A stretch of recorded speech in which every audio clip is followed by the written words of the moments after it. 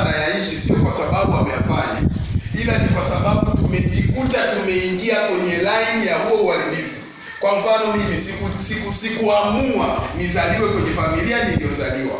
Hasa familia niliyozaliwa, kumbe kuna kiroho, labda kuna kiroho cha umaskini kipo pale. Kwa mimi nazalika kwenye ile familia na kikuta kile kiroho kipo kinanisubiria. Kwa hiyo sikuomba wala sikutengeneza mazingira ya kile kitu kiwepo, ila nilishakikuta. Namna gani najitoa sasa katika hilo jambo? Bwana Yesu asifiwe. Haleluya. Amen. Haleluya. Amen. Kwa hiyo tuwe makini, tusikilizane, tuelewane ili upate sehemu ya kuanzia na kumalizia. Haleluya.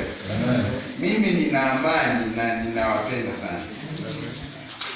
Haleluya. Nina amani na ninawapenda sana. Najisikia furaha kujumuika na ninyi kwenye ibada ya leo. Haleluya. Amina. Msalimie jirani yako, mwambie karibu kwenye ibada. Karibu kwenye ibada. Kuanzia mwanzo wa ibada hadi mwisho wa ibada, hamjasalimiana. Kwa hiyo tutakuwa tunahubiri wote. Utakuwa mhubiri jirani yako, tunaendelea, si ndio? Sasa katika kushughulikia hii misingi ya uharibifu, nataka tuangalie damu ya Yesu. Damu ya Yesu katika kushughulikia hii misingi ya uharibifu. Damu ya Yesu. Na nilikuwa najaribu kuangalia hapo, unaweza ukaweka ujuzi mwingi, maarifa mengi, mbinu nyingi, kwamba katika kushughulikia uharibifu unaweza ukafanya hiki, unaweza ukafanya hiki. Wanadamu wana maarifa mengi, lakini yani maarifa au kitu ambacho kinazidi vyote, yani kitu ambacho kinafunika vitu vyote ambavyo vinaweza vikaletwa kama suluhisho ya kushughulikia misingi ya uharibifu kwenye maisha ya mtu, ni damu ya Yesu. Kwa hiyo sasa ikabidi niachane na vitu vingine na mbinu nyingine ambazo watu wanaweza wakazisema au wakazifundisha, ila sasa hii ambayo ni kubwa kushinda zingine ndio tujaribu kuangalia ni kwa namna gani damu ya Yesu inaweza ikatumika kumtoa mtu kutoka katika misingi ya uharibifu. Sasa nilikuwa naomba tuangaliane.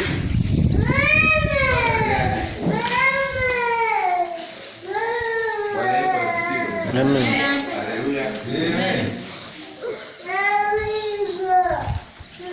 Basi tuanze na kipengele kwamba damu ya Yesu ni ukombozi. Tuanze na hicho kipengele. Damu ya Yesu ni ukombozi. Damu ya Yesu ni ukombozi. Tuangalie Petro wa kwanza. Petro wa kwanza sura ya kwanza mstari wa 18, maandiko matakatifu yanasema, mstari wa 18, nanyi mfahamu kwamba mlikombolewa si kwa vitu viharibikavyo, kwa fedha au kwa dhahabu, mpate kutoka katika mwenendo wenu usiofaa mliopokea kwa baba zenu. Mstari wa 19, bali kwa damu ya thamani kama ya mwana kondoo asiye na ila, asiye na wa, yaani ya Kristo. Bwana Yesu asifiwe.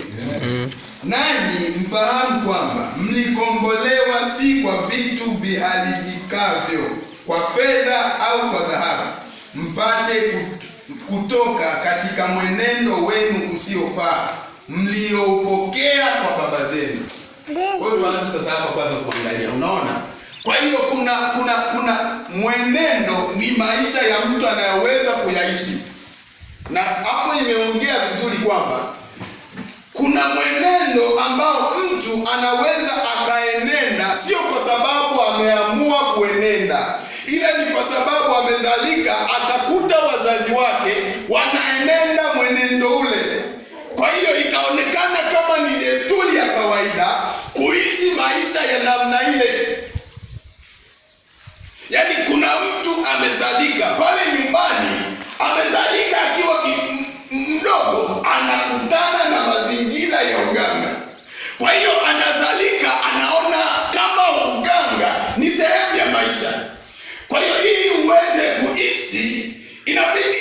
uamini uganga.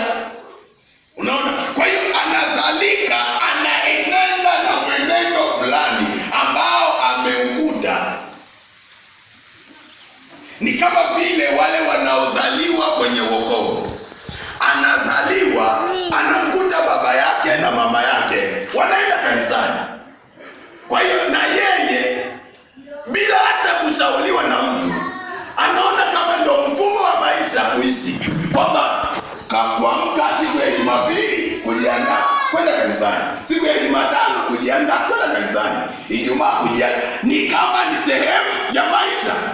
Sasa huyu mtu ambaye mwenendo wake ni mzuri ana heri. Sasa kuna changamoto ya huyu mtu anayezalika, ambaye anakutana na mazingira ambayo hayampendezi Mungu, na kwa sababu hayampendezi Mungu na yeye amezalika, anayaona yale, anaona kama vile ndo namna ya kuishi ukiwa duniani. Sasa namna gani sasa huyu mtu ambaye amekutana na mwenendo ambao ni wa uharibifu anauishi, namna gani atasaidika? Ndio hapa sasa mpate kufahamu. Kwa hiyo tunaanza sasa kuona, kwanza, kitu cha kwanza ni ufahamu. Kwa hiyo mtu anaweza akaenenda katika maisha yasiyofaa, si kwa sababu anataka, ila ni kwa sababu hana ufahamu. Kwa hiyo yeye anaona kama ni sehemu ya maisha ya kuishi. Kwa hiyo vile alivyo, inahitajika mtu mwenye ufahamu aje amfahamishe kwamba hii namna unayoishi sio nzuri na haipendezi Mungu.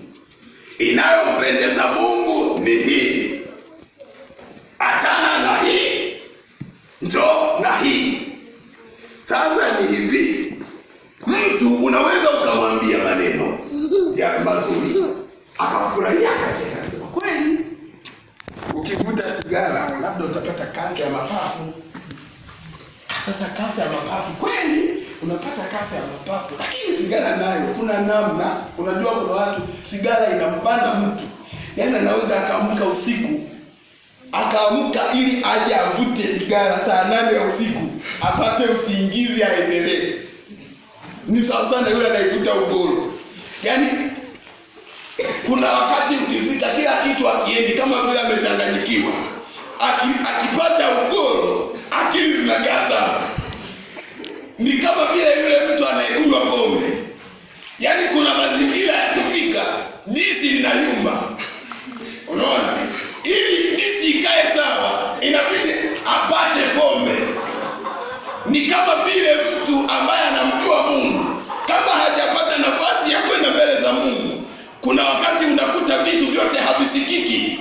Kigangaji hapaeleweki. Kazini hadi uende kanisani, ndio akili kama ndio inakaa vizuri. Sasa hapo unaweza kata, unaelewa? Bwana Yesu asifiwe. Amen. Haleluya. Amen. Haleluya. Amen. Kwa hiyo sasa kuna ile mtu kufahamu, lakini kuna ile nguvu inayomsaidia mtu kuishi kile kitu anachokifahamu. Yaani hautuwezi tukawahubiria watu habari njema kwa maneno mazuri, alafu tukawa na uhakika yale maneno tunayowaambia kwamba yatatosha kuwafanya watoke kule waje, hadi nguvu ya ziada ambayo inaweza ikawanyanyua kutoka pale kuja sehemu nyingine. Bwana Yesu asifiwe. Haleluya. Haleluya. Kwa hiyo sasa tupate kufahamu ya kwamba tulikombolewa si kwa vitu vinavyoharibika. Kwa hiyo sasa Biblia hapa inatupa kwamba kuna watu wanaweza wakakombolewa na vitu vinavyoharibika, lakini sisi neema yetu ni kwamba hatukukombolewa kama wao ambao vitu vyao vinaharibika. Sisi tumekombolewa na vitu visivyoharibika. Unaona bwana? Kuna watu wanasema fedha ni ukombozi, dhahabu nini. Sawa, hivyo vitu vinaharibika. Ni kama vile agano la kwanza. Watu walikuwa wanatakaswa na damu ya muda ya ng'ombe ya nani, lakini ile damu ilikuwa haitoshi kuwaweka watu huru. Haleluya. Kwa hiyo cha kwanza kuelewa tu kwamba sisi tumekombolewa si kwa vitu vinavyoharibika. Kwa maana nyingine kwamba namna tulivyokombolewa, ule ukombozi unaweza ukakaa miaka 1000 kwenda. Unaona? Yaani hakuna tarehe ambayo itakuwa ime-expire. Haina expire, si ndio? Haleluya. Ndio maana tunasema Yesu ni mzuri kwa sababu gani? Hana expire. Haleluya. Bwana Yesu asifiwe. Haleluya. Tunaelewana? Amina. Tuko pamoja? Amen. Ninawapenda sana. Najisikia vizuri kuwa miongoni mwenu. Kwa hiyo sasa, ile kufahamu kwamba tulikombolewa na vitu ambavyo haviharibiki, na maana ya ukombozi, maana yake cha kwanza, kuna vitu viko mateka, kuna kitu kimetekwa, kuna kitu hakina uhuru, yaani kuna kitu kimebanwa sehemu fulani. Kwa hiyo kuna mtu anayekuja kukipatia kile kitu uhuru, kufanya kile kitu kitoke sehemu moja kije sehemu nyingine, ambayo hii sehemu, hiki kitu kinaweza kikawa na uhuru wa kufanya chochote. Naona ndo damu ya Yesu kitu ambacho imefanya. Kwa hiyo tulikuwa tunatumikishwa na vitu, tunatumikishwa labda ndo na hayo maisha ambayo alikuwa hayafanya. Kwa hiyo sasa Yesu haikutosha kuhubiri tu ile Injili, ilibidi aende pale msalabani, ndio kusema pale imekwisha. Maana yake imekwisha, kila kitu ambacho kilituzinga sasa imeishia pale. Maana yake damu ya Yesu inaweza ikatukomboa, kututoa kwenye misingi iliyoharibika, kututoa kwenye maisha yaliyojawa uchafu, kututoa kwenye vifungo ambavyo kwa ufahamu wetu na ujanja wetu tulishindwa kutoka kule. Kuna mtu anakuwa anapambana, natamani nitoke kwenye maisha ya namna hii. Anapambana siku 2 3, siku ya 4 anaendelea. Anapambana wiki moja, wiki ya pili anaendelea. Kwa hiyo yani ni kama vile anajaribu kwenda mbele, anarudi nyuma. Anajaribu, anaonekana kama vile anaweza, lakini bado anarudi nyuma. Kwa hiyo kwa fahamu, kuna wakati hatuwezi. Yani huyu mtu anaweza akawa anapambana, naenda na pambana na, kuna wakati anakata tamaa. Na akikata tamaa, ile nguvu yenyewe haishi. Shetani ana nguvu kama una nguvu ya Mungu. Yaani kwa nguvu za kibinadamu hauwezi kupambana na shetani. Haleluya. Amen. Haleluya. Amen. Bwana Yesu asifiwe. Amen. Haleluya. Amen. Kwa hiyo sisi tumekombolewa na damu ya thamani, na damu ya Yesu Kristo. Na kwa sababu kuelewa tu, tunaweza tukaitumia damu ya Kristo Yesu kukomboa maisha yetu ya utakatifu. Yaani tunaweza tukatumia damu ya Yesu kukomboa hali zetu za kiuchumi. Tunaweza tukaitumia damu ya Yesu kukomboa hali zetu za kifamilia. Tunaweza tukaitumia damu ya Yesu kukomboa hali zetu za masomo. Yaani hizo waga iko hivi. Mimi naweza nikawa sijasoma, lakini kama nikipambana mtoto wangu akasoma, ni sawa na mimi nimesoma. Haleluya. Amen. Haleluya. Amen. Haleluya. Yaani mimi naweza nikawa nilitamani labda nimiliki fedha kiasi fulani, lakini nimepambana nimeshindwa. Ila mimi nikisaidia mtoto wangu akaimiliki ile fedha, ni sawa tu na mimi nimemiliki. Changamoto tulionayo ni kwamba ubinafsi ni mwingi. Ndio roho ni mbaya sana. Ndio changamoto tulionayo kwa sijui niseme wa Tanzania, sijui niseme wa Afrika. Yaani watu weusi. Ni changamoto. Yaani nakuta kama nifanikiwe mimi. Watoto wangu watapambana kabla. Ni mbaya sana. Haleluya. Mungu atusaidie, si ndio? Mungu atusaidie tujaribu kufurahia mafanikio ya watu wengine. Tuangalie kitabu cha Isaya sura ya 52 mstari wa 3. Maandiko matakatifu yanasema, maana Bwana asema hivi, mliuzwa bure nanyi mtakombolewa bila fedha. Haleluya. Yaani ile andiko liko wazi, kwa sababu kwa mfano wewe ukazalika kwenye familia iliyojaa uharibifu. Kwani ulilipia kwenda kwenye ule uharibifu? Si direct tu umeenda. Na kuna wale unakuta wanajiingiza katika maisha ya uharibifu kwa sababu ya ushawishi. Mtu anakushawishi na vimaneno unajikuta umeingia. Unaelewa? Kwa hiyo sasa, kwa sababu ulienda bure na unakombolewa bila fedha. Yaani ni kusema tu damu ya Yesu, naomba uniokoe. Atulipii, si ndio? Haleluya. Haleluya. Haleluya. Amina. Kwa hiyo tunatumia damu ya Yesu kupata ukombozi. Tunatumia damu ya Yesu kupata ukombozi. Naomba niende haraka kidogo ili tupate na muda wa kuomba vizuri. Vifungu vingine kama unaandika vifungu vingine, damu ya Yesu Kristo, kuna Yohana wa kwanza sura ya kwanza mstari wa 5 na 7.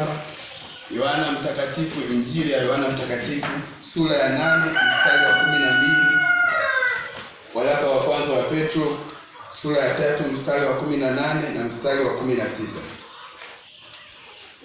Hii waraka wa kwanza wa Petro, acha niisome. Sura ya 3 mstari wa 18 na 19 inasema hivi: kwa maana Kristo naye aliteswa mara moja kwa ajili ya dhambi, mwenye haki kwa ajili ya wasio haki, ili atulete kwa Mungu. Mwili wake akauawa, bali roho yake akauishwa, ambayo kwa hiyo aliwaendea roho waliokaa kifungoni akawahubiri.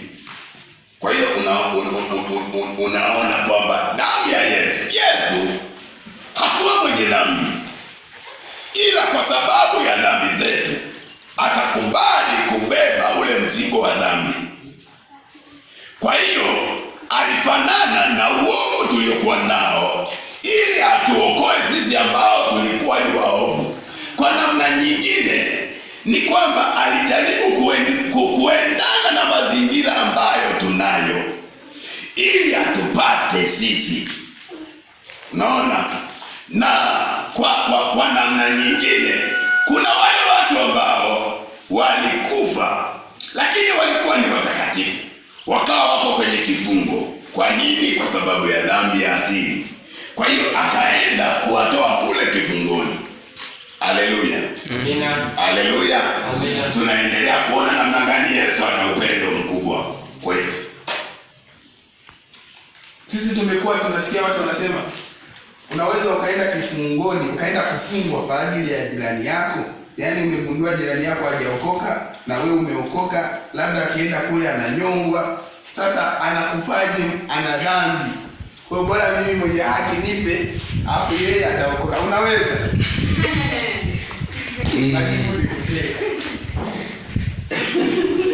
Hiyo ipite kule, si ndio? Haleluya. Haleluya. Amina. Pointi ya pili, damu ya Yesu huuisha. Hii tulijifunza siku ya Jumatano. Kwa hiyo huuisha, tutaigusia.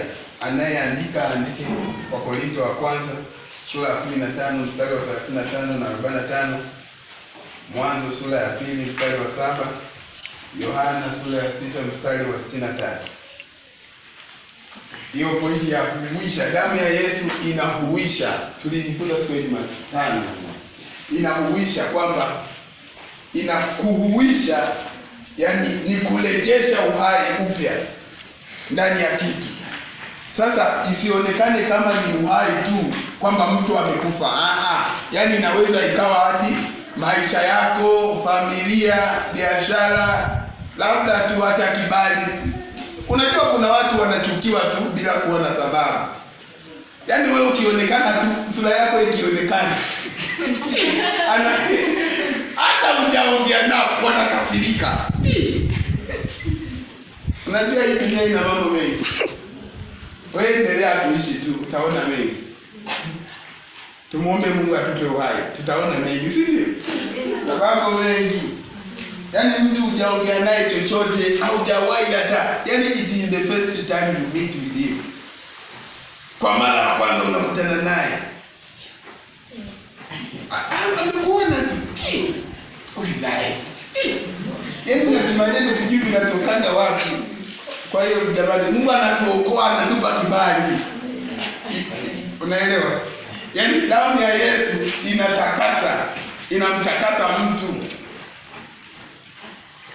Unaona? Yaani kuna wale kipindi hawajaokoka wanakuwa wanakusukumia mbali, lakini baada ya kuokoka wanakuita. Kwa nini? Kwa sababu damu ya Yesu inakutakasa, inakupa sifa ambazo ulikuwa hauna. Kwa hiyo zile sifa ambazo damu ya Yesu inakupa zinakufanya ustahili kwa sehemu ambayo ulikuwa ustahili. Yaani watu waliokuwa wanakuona hauna maana, kuna wakati wanaanza kukuona una maana. Wanga nasema hivi kwamba usilazimishe mtu akuone wewe ni wa muhimu. Wewe tulia, focus na mambo yako. Kuna wakati ukifika, yeye mwenyewe bila kulazimishwa atauona umuhimu ndani yako, na akiuona umuhimu ndani yako atakuhitaji na hata kusumbua, tofauti na kulazimisha umuhimu kwa mtu. Unaweza ukalazimisha umuhimu kwa mtu, kwa sababu umelazimisha atakukubalia, lakini kukukubalia kule kutakuwa na mateso, kwa sababu itakulazimu uishi maisha ya kujipendekeza, kitu ambacho kinauma, kinaumiza. Kama akijakukuta uwezi kaelewa, lakini kama tumekukuta utaelewa. Haleluya. Amina. Kwa hiyo ni damu ya Yesu tu ambayo tukikubali kaja kwenye maisha yetu inatutakasa. Ikitutakasa, wanatutaka waliokuwa watutaki. Na sio kwamba tunajipendekeza kwao. Yaani tunakaa tunakubaliana. Kama sijakubali hiyo inakataliwa. Tukikubaliana inafanyika na unifanyi chochote. Ndio hivyo, yani hakuna kupelekeshana kwa namna nyingine. Unaishi tu maisha ya amani, ya furaha, na tabasamu, unapata unachokitaka, unamtukuza Mungu. Si swala nzuri, yes. Bwana Yesu asifiwe. Amen. Haleluya. Amen. Kwa hiyo damu ya Yesu inahuisha, inafanya vitu vichipuke. Yaani vitu ambavyo vilionekana kama vimekufa, vitu vilivyoonekana kama vimedumaa, damu ya Yesu inarejesha kule uhai, inarejesha chemchemi za uzima. Kitu kinaanza kuonekana ni kizima. Mwanzoni ni kama kinafanyika kinaonekana ni kidogo, lakini damu ya Yesu kwa sababu inafanya kitu kiwe kizima, kinaendelea kukua, kwa sababu kinachokuwa kina uhai, ambacho hakina uhai hakiwezi kukua. Unaona? Kwa hiyo damu ya Yesu ikiingia inaweka uhai. Kwa hiyo sasa ni nini? Unaweza ukawa unafanya biashara ni ndogo, inaonekana ni mtaji ni mdogo, lakini wewe iambie damu ya Yesu ihusike pale. Damu ya Yesu inaanza na kidogo. Inafanya nini? Inaweka uhai kwenye kile kidogo. Kwa hiyo siku zinazozidi kwenda, kile kilichoonekana ni kidogo kinakuwa na uhai, kinakuwa na kinachokuwa kinaongezeka. Kwa hiyo kuna siku kile kilichoonekana ni kidogo kitaonekana ni kikubwa. Haleluya. Yaani ni swala la kumwamini Mungu. Kisha muamini Mungu, wewe sema tu labda mniue, simwachi. Haleluya. Yaani labda Yesu aseme basi. Yaani labda Yesu aseme basi, ila mimi ni hapa tu. Nimekubali kumfuata Yesu. Nimekubali kumfuata Yesu. Yaani hata kama ni nini inaonekana, lakini hapa tu. Kuna siku itakubali. Kuna siku itafanyaje? Itakubali. Pointi ya 3, damu ya Yesu, agano la urithi. Tuangalie damu ya Yesu, agano la urithi. Agano ni makubaliano. Yes. Tunakubaliana kwamba Bwana, mimi Yesu nimekuja na kutumikia. Kwa hiyo sitaki niishie kwenye aibu. Sitaki. Kama nitafanya biashara, sitaki biashara yangu ishie kwenye aibu. Kama nitakuwa na familia, sitaki familia yangu ishie kwenye aibu. Tunaagana. Mimi nimekubali nitakutumikia, ila na mimi sitaki aibu. Si ndio makubaliano au? Yes.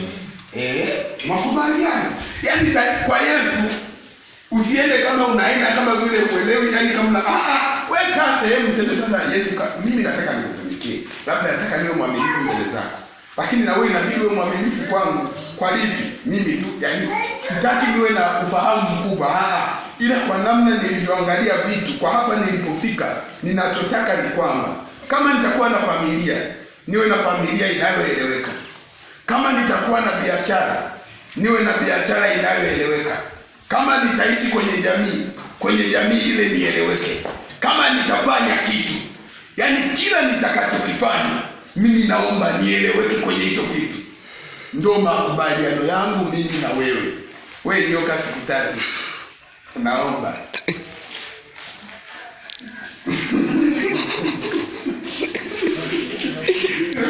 Nyoka siku 3 kavu.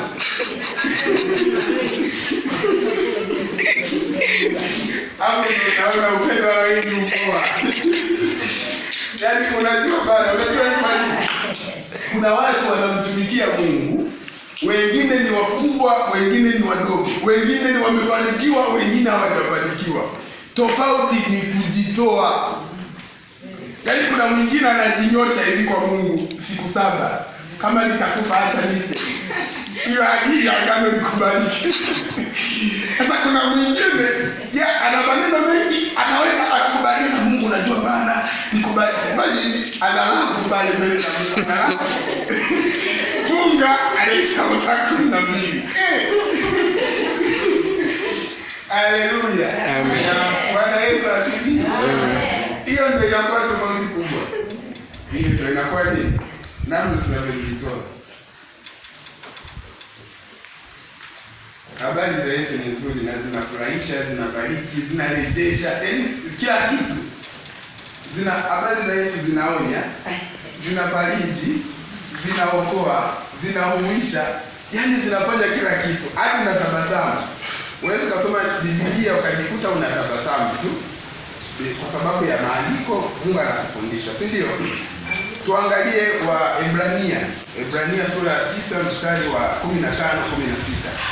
Ebrania sura ya 9:15-16, maandiko matakatifu yanasema, na kwa sababu hii ni mjumbe wa agano jipya, ili mauti ikiisha kufanyika kwa kukomboa makosa yaliyokuwa chini ya agano la kwanza, hao walioitwa waipokee ahadi ya urithi wa milele.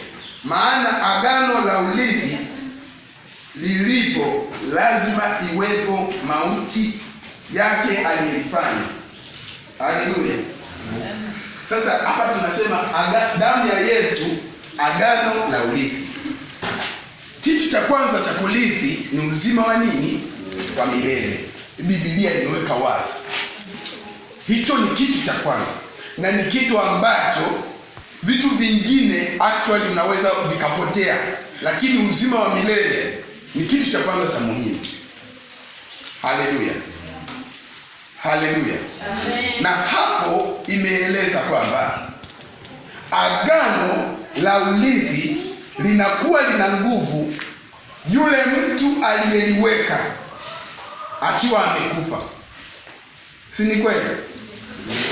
Yaani kama baba akiandika labda mtoto wa kwanza atapokea hii, atakuwa amerithi hii jumba, mtoto wa pili lile shamba la kule ekari 10, mtoto wa tatu atapokea hii gari, alafu kama mzee bado yuko, huwezi kurithi. Si ndio? Yaani hiyo nyaraka inakuwa iko tu labda kwa mwanasheria, lakini haijafanya kazi kwa sababu mzee bado yupo. Lakini siku akitoka tu yale maandishi, mtoto wa kwanza amesema arithi nyumba. Kwa nini wewe unataka yale mashamba ya ekari 10? Baba alisema nyumba. Unaelewa? Kwa hiyo lile agano la urithi linakuwa na nguvu yule mtu aliyeliweka hatua alipo. Na agano ambalo Kristo aliliweka ni urithi, uzima wa milele. Na Yesu alikufa pale msalabani. Kwa hiyo hii agano ina nguvu, si ndio? Amen. Kwa hiyo kwamba tunaweza tukaenda hadi mahakamani kudai, si ndio? Si ndio? Sio hivyo. Kwa mfano kama kwenye ile maradhi ile statement ya kurithi, kama mzee aliandika wewe umiliki jumba, alafu kuna watu wametokea, kikundi cha watu wanataka wakudhulumu, tunawapeleka mahakamani. Maana yake sasa wakati mwingine na sisi tunaweza tukaingia mahakamani kwa sababu agano linalosema ni hili la uzima wa milele. Kwa hiyo sasa tunadai kwamba na sisi tunataka uzima wa milele. Lakini nikukumbushe, hauwezi ukadandia urithi ambao haujazalika kwenye hiyo familia. Watakupiga risasi na utaonekana mtu wa ajabu. Kwa namna nyingine, hauwezi ukarithi uzima wa milele kama wewe sio mwana wa Mungu. Yaani hauwezi ukawa na haki za kudai kama wewe sio mwana wa Mungu. Haleluya. Amina. Hili la uzima wa milele ni la huko mbinguni. Tukiwa hapa, Yohana alijibu hilo swali. Ni Petro, si ndio? Alisema sisi tumeacha vitu vyote, tumekufuata, tutapata nini? Cha kwanza ndio Yesu alijibu, urithi, uzima wa milele, si ndio? Lakini cha pili, kwa sababu Petro tumeacha vitu vyote, yaani lile swali lilikuwa linahitaji jibu la hapa duniani. Tumeacha vitu vyote, na ukumbuke vile vitu ndio vilikuwa vinatufanya sisi tuishi. Tumeviacha, tumeambatana na wewe kwa namna nyingine. Sasa tutaishije hapa duniani mzee? Ndio pale akamwambia hapa duniani mtapata mara 100. Unaona? Kwa hiyo anatupa pointi nyingine ya kudai. Sijui kama tunaelewana. Haleluya. Yaani nazungumzia agano la urithi. Kwa hiyo anatupa pointi nyingine ya kudai kwamba kumbe tukiwa hapa duniani kuna mara 100 ya vitu vyetu tunavyovifanya.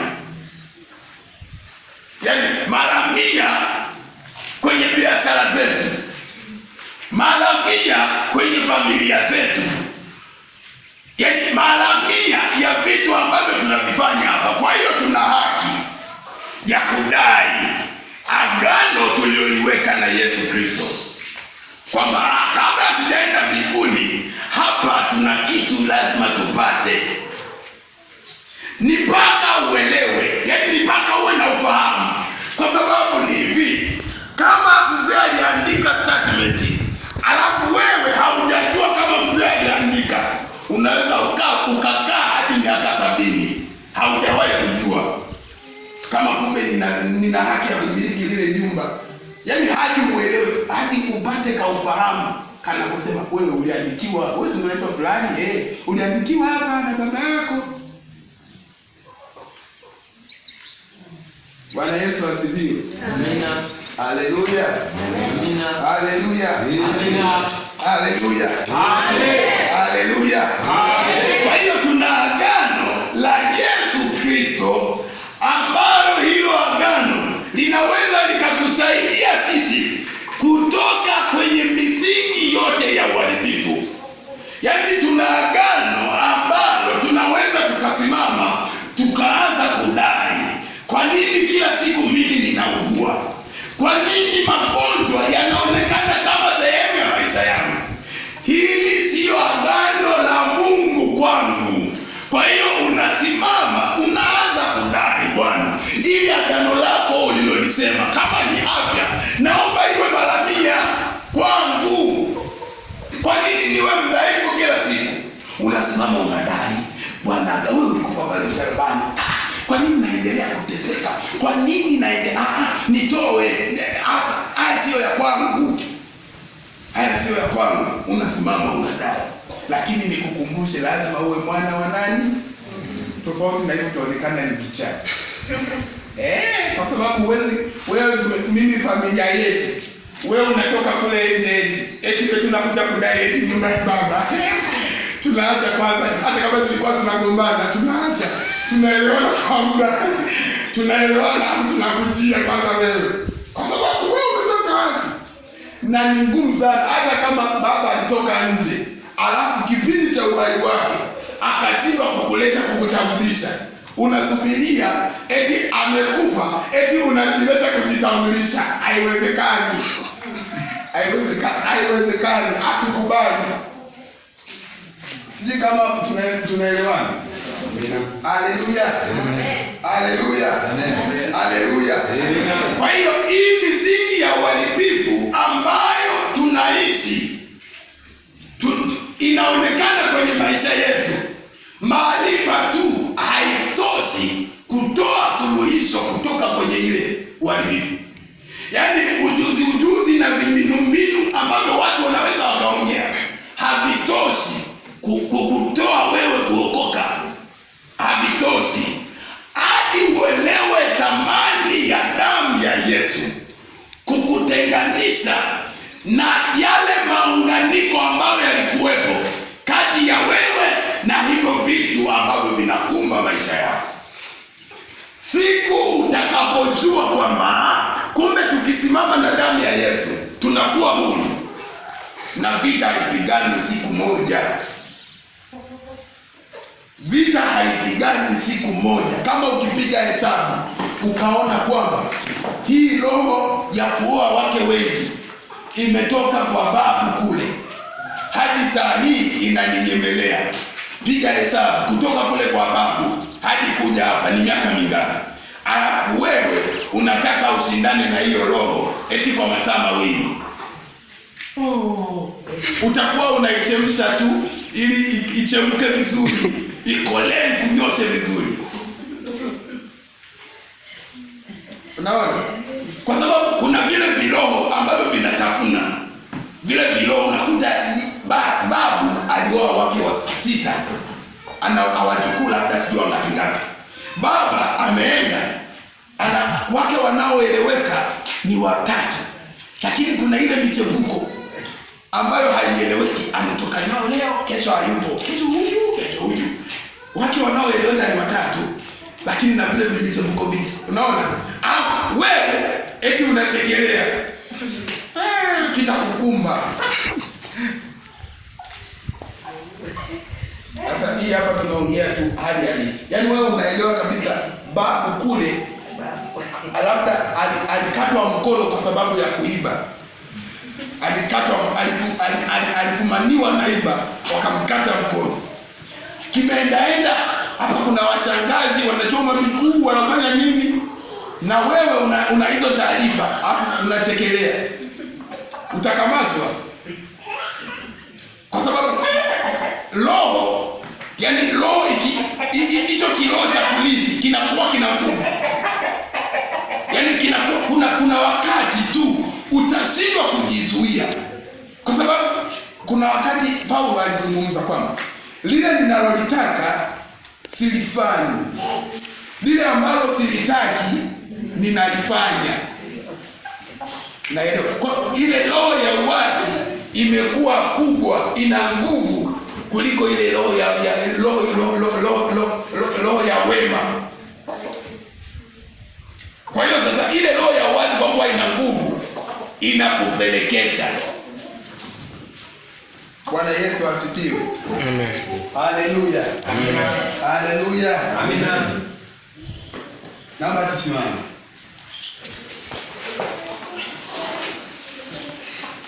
Basi simame. Kila mtu anaelewa familia alipotoka. Kila mtu anaelewa. Yaani unaijua familia ulipotoka iko vipi. Hata wewe mwenyewe unaweza ukaangalia. Unaweza kama unapambana. Kila ukipambana ni kama vile unapiga hatua kwenda mbele, alafu baada ya siku unarudi nyuma tena. Unapiga hatua unarudi nyuma. Kwa hiyo unaelewa kibarua ulichonacho. Kama usipopambana, yenyewe yataendelea kuwepo, na yakiwepo yatakushinda. Yakikushinda utaishi maisha ya fedheha. Yaani utaishi maisha ya aibu. Utatolewa mifano mibaya. Watakuwa wanasema, unataka kuwa maskini kama fulani. Mbaya sana nakwambia. Unataka kuishi maisha ya kudhalilika kama fulani. Yaani bora wakutolee mfano wakisema, unataka kufaulu kama fulani. Unataka kuwa maisha mazuri kama fulani. Unataka kuwa na familia nzuri kama ya Nehemia. Safi.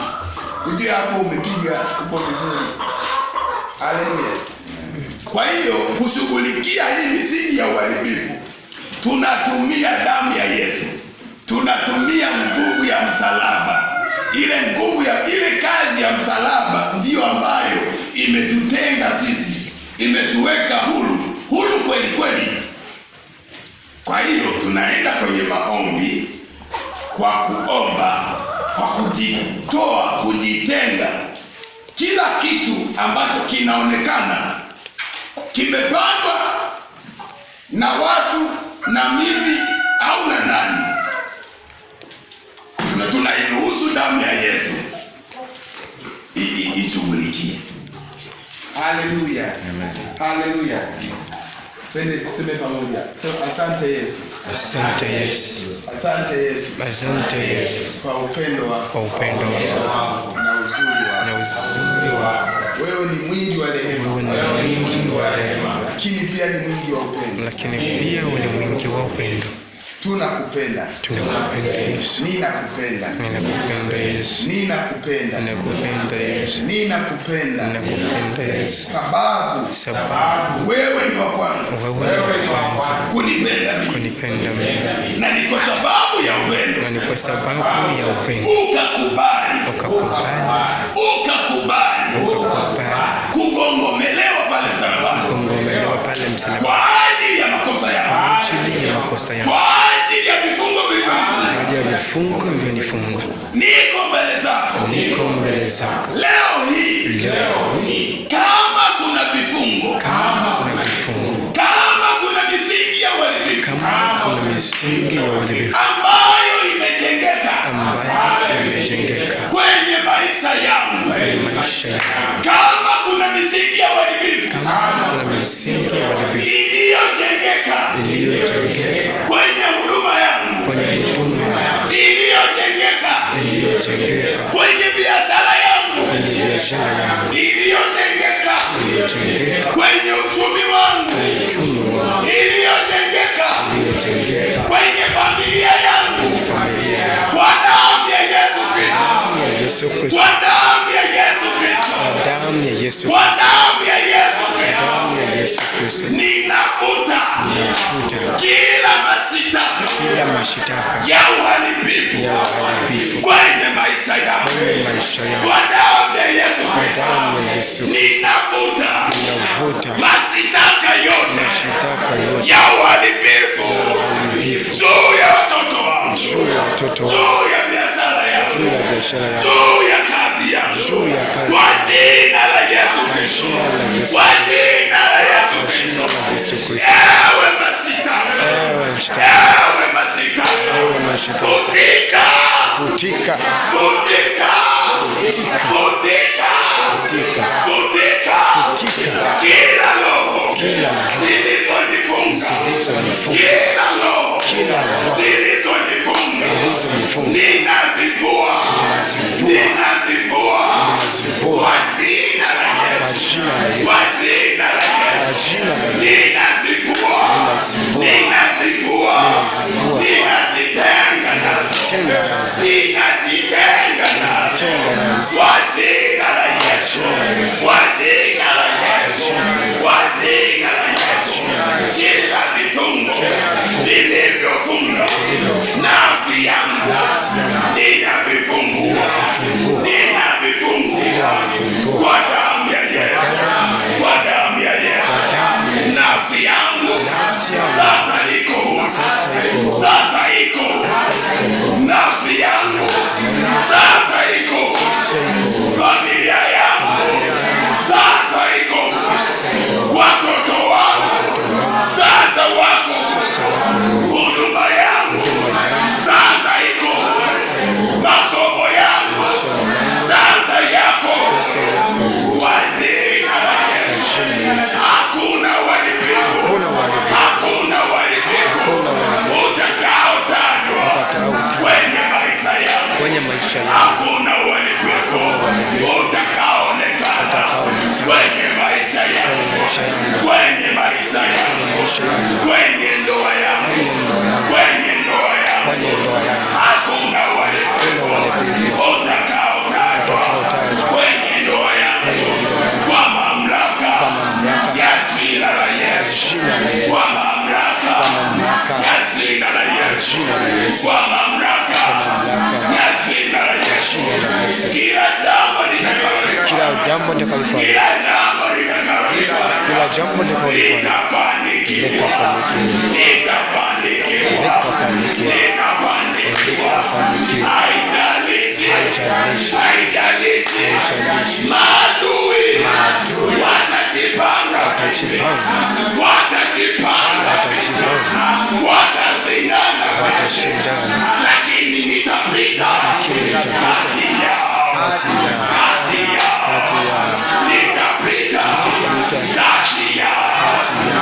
kati ya Rika